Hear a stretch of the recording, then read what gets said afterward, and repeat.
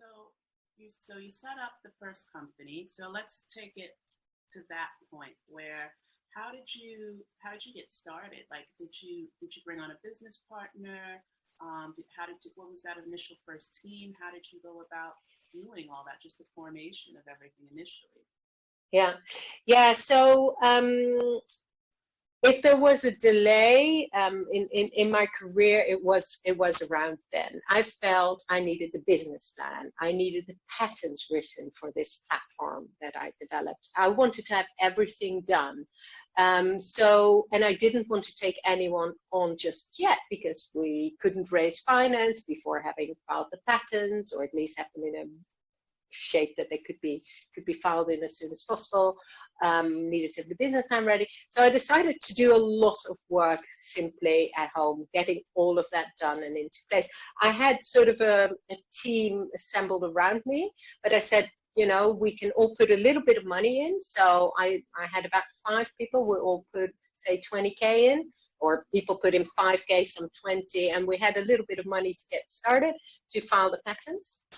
It was obviously no one was paid, and others still had their jobs. I was the only one who had resigned from my job. You asked that, and at that moment, after that speaker told me just go, I resigned essentially. I collected that little bit of seed money, wrote the patents that were ready for filing.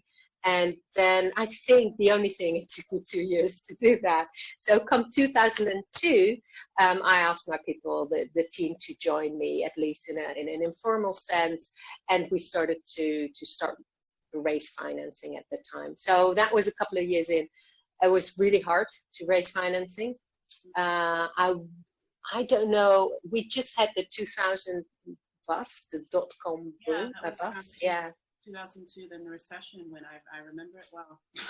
Yeah, it was a difficult time, but I always felt, and this is very much, I think, probably characteristics of any entrepreneur, it's like, difficult time means that some businesses will succeed, and it will be mine that will succeed. So just persistence, I never gave up, continued. I spoke to many, many, many people, but you have no idea who you should speak to. So you speak to everyone. Everyone gives you some advice. And I think one of the things I learned from that first company is everyone gives you advice, but only snippets of that is really helpful and useful to you, but you don't know what. So you still have to listen to everything, and then you have to use your own capacities to select what is going to be right for you. And at that time, I found that quite hard because I believed I was so new in the field. I listened to everyone and took on lots of advice, but then had to test it and see what worked for us as a business and for my business.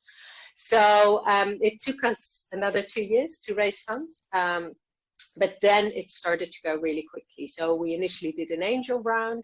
We then went, we set up a company, we employed people. It was very much a human capital sort of type of company. So with few people, we could do a tremendous lot. It was all about the brains, and we had some really good people on board.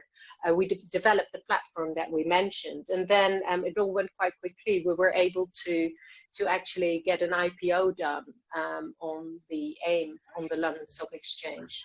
Yeah, in a couple of years after that. And that was another fundraising round for us, which was great. And we could grow the business further, take on more people, open an office in the US, do a couple of big deals. And that's the moment when another crisis hit. It became 2008. So we IPO'd in 2006, and then we had the 2008 credit